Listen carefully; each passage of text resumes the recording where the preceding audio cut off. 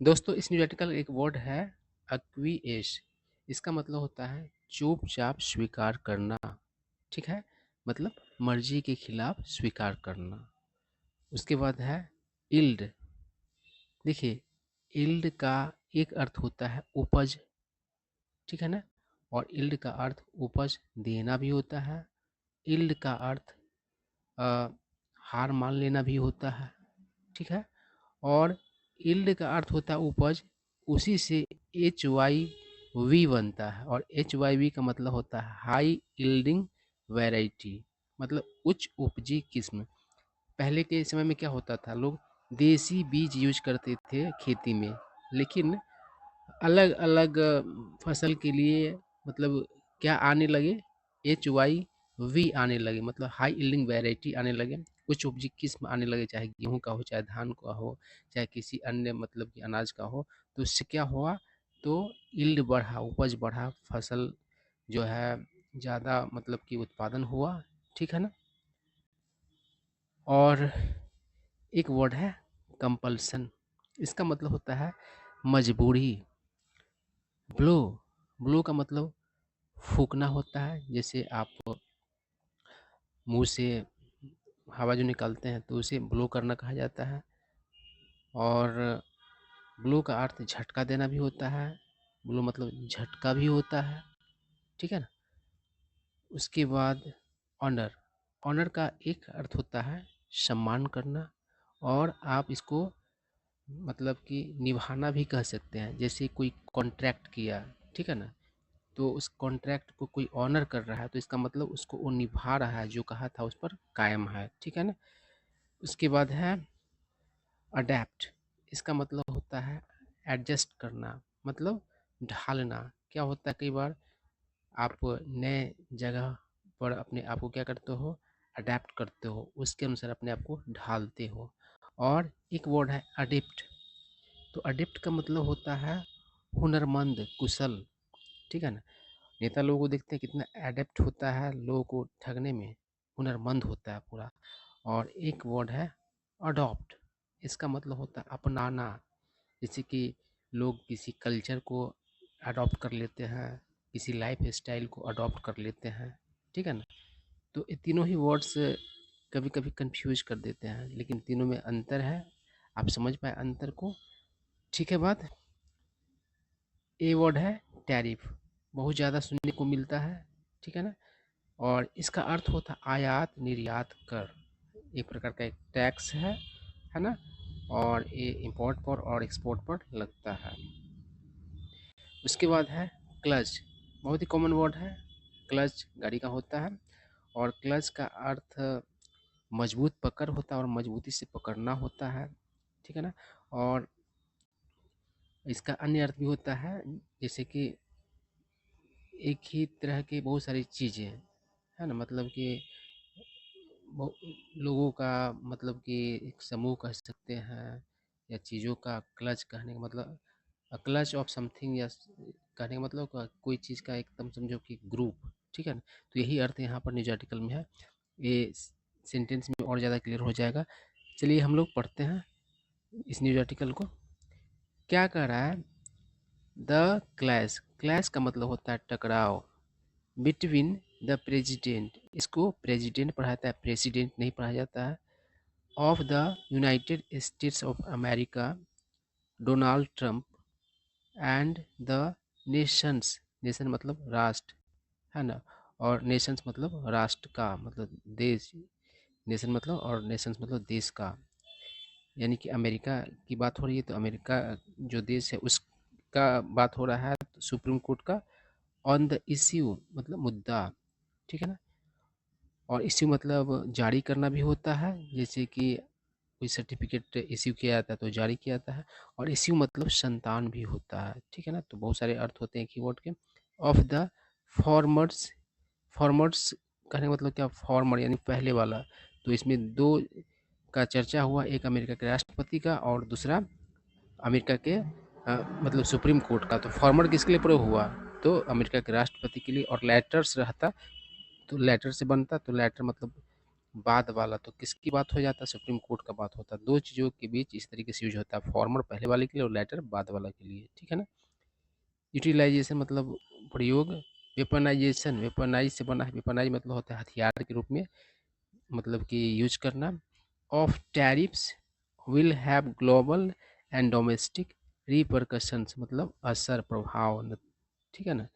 अब बात को देखिए, कह रहा है कि जो clash United states of America के राष्ट्रपति डोनाल्ड ट्रंप और अमेरिका के सुप्रीम कोर्ट का है, अ, मतलब कि अमेरिका के राष्ट्रपति का जो मुद्दा है, मतलब कि अ, प्रयोग करना और हथियार के रूप में प्रयोग करना टैरिफ्स को, तो उसका क्या हो जाएगा, तो ग्लोबल यानी वैश्विक और घरेलू मतलब कि नतीजा होगा, उसका परिणाम होगा, ठीक है ना।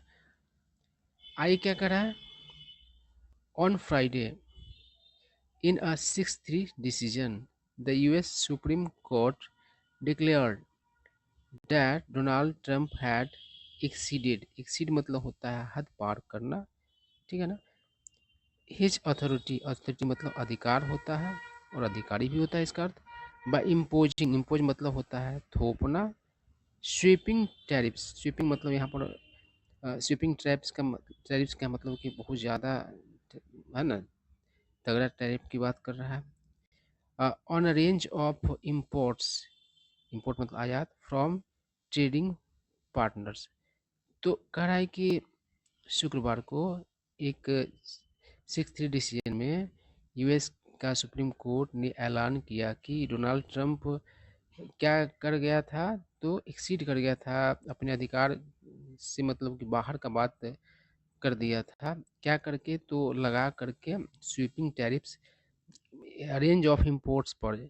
और कैसे, ऐसे इंपोर्ट्स जो मतलब कि ट्रेडिंग पार्टनर्स के साथ होता है, जो उसका व्यापार का मतलब कि पार्टनर्स है, उसके साथ वो जो इंपोर्ट करता है तो उस पर ज़्यादा क्या कर दिया है, तो टैरिफ लगा दिया है, ठीक है ना। यानी कि अमेरिका का जो ट्रेडिंग पार्टनर्स है, ठीक है ना, तो वहाँ से कोई भी सामान इंपोर्ट होता है अमेरिका, मतलब कि प्राप्त करता है उस देश से, तो उस पर बहुत ज़्यादा टैरिफ लगा दी है, यही बात है। आई क्या कह रहा है, a clutch of states and small American businesses had sued, sue मतलब होता है मुकदमा दायर करना, मिस्टर ट्रम्प्स एडमिनिस्ट्रेशन। बात को समझिए, कह रहा है कि अ, राज्यों और छोटे अमेरिकन बिजनेस ने क्या किया, तो मुकदमा दायर किया हुआ था मिस्टर ट्रम्प के प्रशासन पर। आर्गुइंग, आर्ग्यू मतलब तर्क, डैट कि ही हैड इनक्रॉस्ड, इनक्रॉच मतलब होता है, इनक्रॉच का मतलब होता है उल्लंघन करना, इनक्रॉच मतलब अतिक्रमण करना भी होता है, upon the US Congress powers. तो आरोप लगाया कि यूएस का जो कांग्रेस पावर है उसका मतलब कि उल्लंघन किया हुआ था। एंड ऑटोनॉमी, और उसका जो ऑटोनॉमी है उसका भी उल्लंघन किया था, इंडिपेंडेंसी का। बाय इन्फ्लिक्टिंग मतलब कि डाल करके, लगा करके, द वर्ल्ड वाइड टैरिफ्स मतलब विश्व स्तर के टैरिफ्स लगा करके। इन्फ्लिक्ट मतलब किसी को किसी बुरी चीज़ से प्रभावित करना, है ना। जैसे इन्फ्लिक्ट पेन मतलब कि दर्द देना, है ना, तो यही सेंस होता है। आयरोनिकली मतलब विडम्बनात्मक रूप से, the international emergency economic powers act, है ना, ये एक्ट है। द प्रोविजन मतलब कि प्रावधान, डैट मिस्टर ट्रंप यूज, जिसका मतलब मिस्टर ट्रंप ने यूज किया, टू इम्पोज मतलब लगाने के लिए, हिज बुके, बुके मतलब गुलदस्ता होता है, ऑफ टैरिफ मतलब कि टैरिफ्स का गुलदस्ता, मतलब एक रहता है फूल तो आप उसको फ्लावर कहते हैं, लेकिन एक से अधिक रहता है तो उसको गुलदस्ता कहते हैं, तो यही कई तरह के टैरिफ्स की बात मतलब कर दिया। Does not even mention in the term tariff.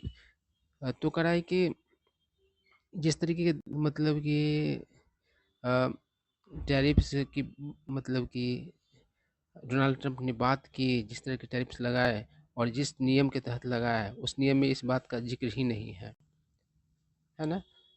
करा है मिस्टर ट्रंप कैरेक्टरिस्टिकली मतलब कि अपने स्वभाव के अनुसार, हैज़ डग इन हिज हिल्ज। डग हिल्ज मतलब होता है टस से मस नहीं होना, मतलब कि अरे रहना, अरे रह गया, है ना। A day after the blow from the highest court, मतलब सुप्रीम कोर्ट के तरफ से झटका मिलने के बाद एक दिन बाद मिस्टर ट्रम्प डिनाउंस, डिनाउंस मतलब कि कड़ी आलोचना करना, भर्त्सना करना, भर्त्सना किया। द जज, जज का हु, जिसने क्या किया, नेक्स्ट, निक्स मतलब नथिंग होता है, नेक्स्ट मतलब किसी चीज़ को होने से रोकना ना कह करके, है ना। तो जिसने ना कह दिया, हिज टैरिफ रेजिम है, इसके टैरिफ रेजिम को एज डिसलॉयल मतलब कि विश्वासघाती, एंड अनपेट्रियोटिक मतलब कि देशद्रोही। द यूएस प्रेसिडेंट, तो जिन लोगों ने मतलब कि जज ने रोकाया, रोक दिया इसकी बात को, तो उसको मतलब विश्वासघाती कहा और देशद्रोही कह दिया ट्रम्प ने। The US president used other provisions, US president ने दूसरे प्रावधानों का यूज किया to raise the new global tariff rates to 15%, मतलब कि नया ग्लोबल टैरिफ रेट्स को बढ़ाने के लिए 15%, है ना, अप फ्रॉम द 10%, मतलब 10% से 10% से 15% कर दिया।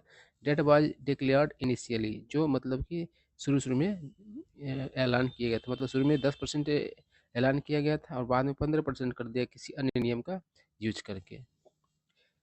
दिस मीन्स, इसका अर्थ है डैट कि वाइल फॉर सम नेशंस, कुछ राष्ट्र के लिए द न्यू टैरिफ रेट्स में actually be higher than what had been applied previously to their exports. तो कह रहा है कि कुछ देशों के लिए ये जो नया टैरिफ है मतलब कि ज़्यादा होगा, जैसा कि उनके एक्सपोर्ट्स पर पहले बताया गया था, है ना, अप्लाई किया गया था। सम अदर कंट्रीज, कुछ अन्य देश इंक्लूडिंग इंडिया, भारत सहित, may end up paying slightly lower rates than before, और कुछ को साथ क्या हो जाएगा, तो पहले जितना टैक्स दिया रहा था, जैसे कि भारत की बात है, तो उससे अब उसको कम देना होगा। करा the net result of all this is uncertainty, इसका जो है नेट रिजल्ट क्या है, तो अनिश्चितता रिगार्डिंग क्रूशल इश्यूज, महत्वपूर्ण मुद्दों को लेकर के। हाउ फॉर, मतलब कैसे, फॉर इंस्टेंस, मतलब मिसाल के तौर पर, वुड बी कोर्ट्स डिसीजन, मतलब कि कोर्ट का डिसीजन अफेक्ट मतलब प्रभावित करेगा Mister Trump's leverage on China, Mister Trump का चाइना को लेकर के जो है, a nation that he is expected to visit, मतलब उस देश को भ्रमण करने वाला है, मतलब कि चाइना को भ्रमण करने वाला है, और इसके बीच ही टैरिफ को लेकर के चाइना और अमेरिका के बीच कुछ चल भी रहा था, और उसके बीच अमेरिका के कोर्ट ने क्या किया, ट्रम्प का बुराई किया, है ना। तो इसका क्या प्रभाव पड़ेगा, यही बात है।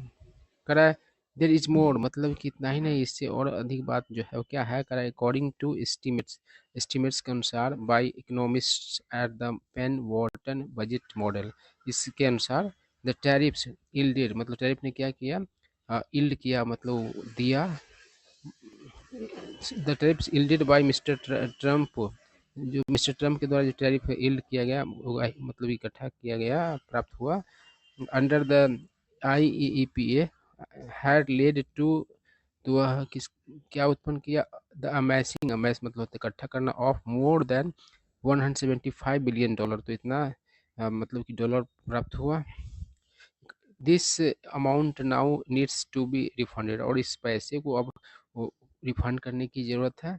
बट विल मिस्टर ट्रम्प एक्यूएस, लेकिन क्या मिस्टर ट्रम्प मतलब कि चुपचाप स्वीकार करेंगे, गिवन मतलब ध्यान में रखते हुए हिज डोमेस्टिक पॉलिटिकल कंपल्सन, अपने घरेलू जो मतलब कि राजनीतिक मजबूरी है उसको, उस पर गौर करते हुए, करा with mister Trump losing the legal legitimacy, legitimacy मतलब बाध्यता, और लीगल मतलब कानूनी, मतलब कि मिस्टर ट्रम्प के कानूनी बाध्यता के मतलब गंवाने के बाद, फॉर हिज टैरिफ रेजिम, अपने टैरिफ रेजिम का, वुड नेशंस, क्या देश सब, मेनी ऑफ जिन गवर्नमेंट्स, जिसके मतलब कि सरकारें, हैड फेस्ट मतलब सामना किया है, पब्लिक बैकलेस मतलब कि जनता का मतलब कि बैकलेस, है ना, नकारात्मक प्रतिक्रिया, फॉर बीइंग सप्लिकेटरी मतलब कि उसका जी हजूरी करने वाला होने के नाते, टूवर्ड्स द यूएस का।